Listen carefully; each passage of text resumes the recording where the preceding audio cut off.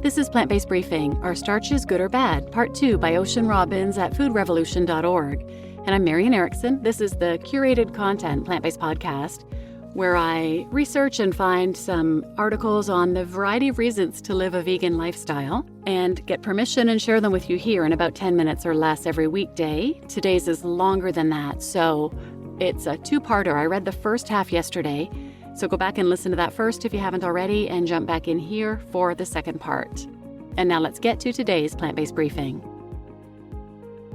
Are Starches Good or Bad? Part 2 by Ocean Robbins at foodrevolution.org. Resistant Starch, RS. Resistant Starch, RS, is a type of amylose, a fermentable fiber that is not digested. It is, however, fermented by the trillions of bacteria in your colon. This fermentation produces short-chain fatty acids that provide energy to cells in your large intestine and do a whole lot of good pretty much everywhere in your body, as we're about to see. The foods highest in resistant starch are whole grains, legumes, potatoes, and green bananas. Reasons to eat resistant starch. Resistant starch boasts a number of significant health benefits that may help in the prevention of chronic disease. Below are 4 ways in which resistant starch has been shown to be good for you.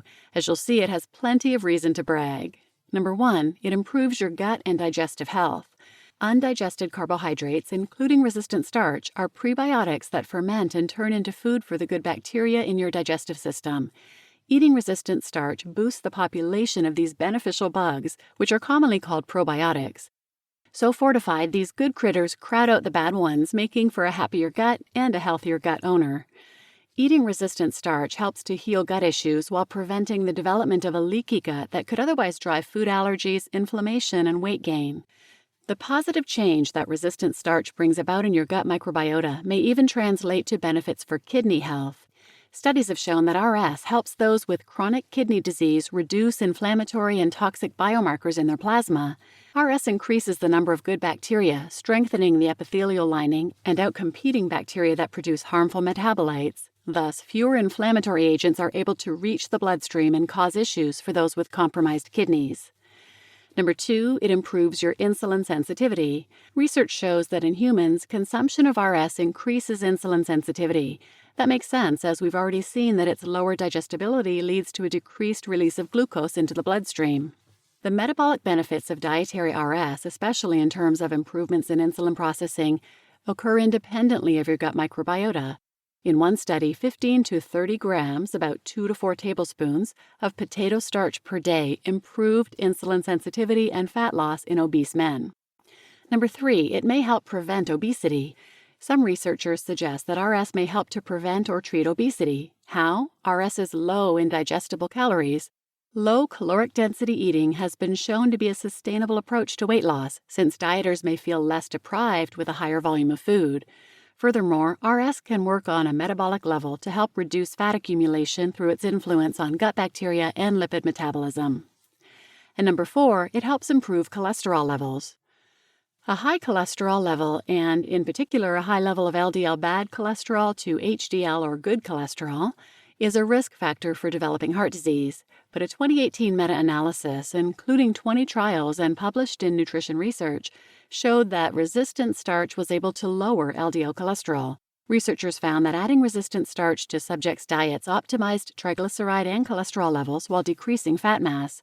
The effects were found to be most prominent when people ate at least 20 grams of RS per day and did so for at least 4 weeks.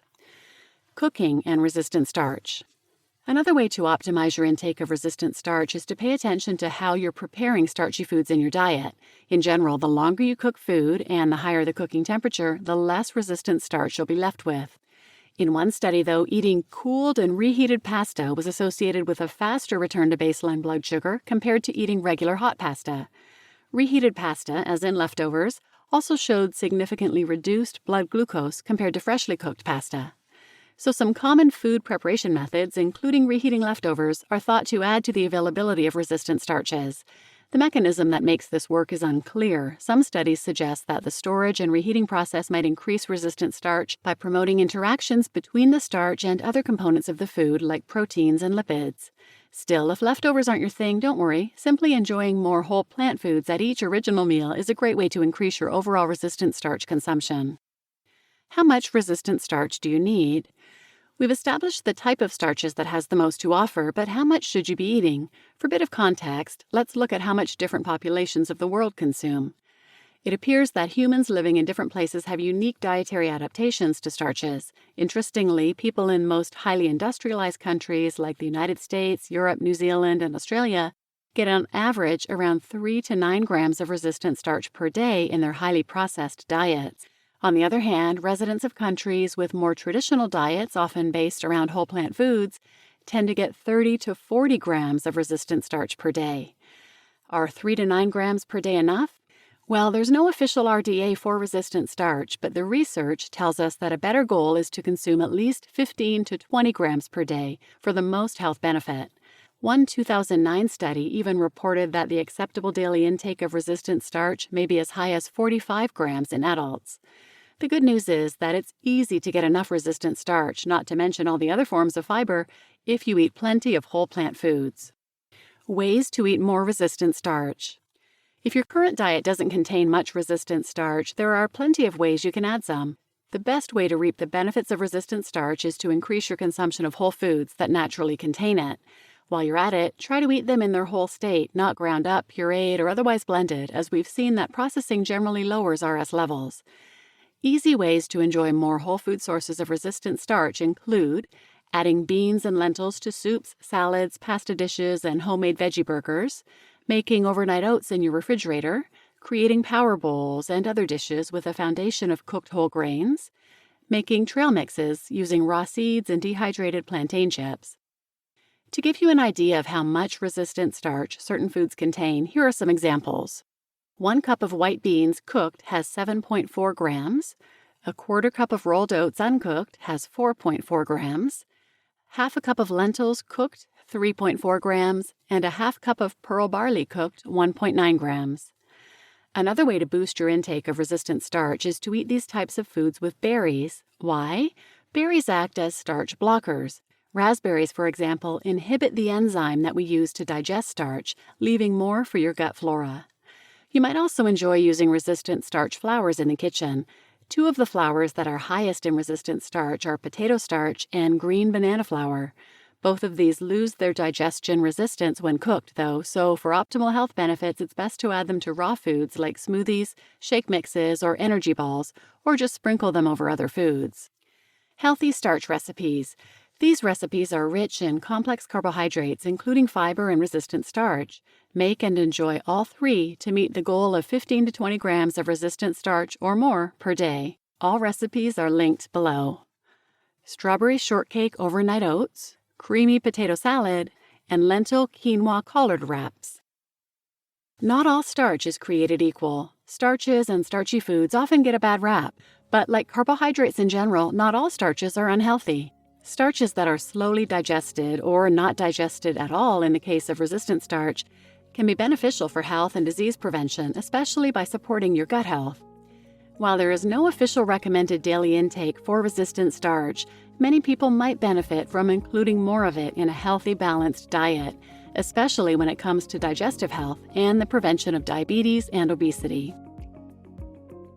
You just listened to Are Starches Good or Bad? Part 2 by Ocean Robbins at foodrevolution.org, and I'm your host, Marian Erickson. And I've done some other episodes on potatoes and their glycemic index. I'll link those in the show notes, but there's several of them, and one of them talks about why you should chill and reheat them to reduce the glycemic index. They're episodes 212, Do Potatoes Increase the Risk of Diabetes? These are all by nutritionfacts.org, by the way. 216, Do Potatoes Increase the Risk of High Blood Pressure and Death? 224, Glycemic Index of Potatoes, Why You Should Chill and Reheat Them, and 241, How to Reduce the Glycemic Impact of Potatoes and the Healthiest Type of Potato. So please share this episode with anyone who might benefit, and thanks for listening.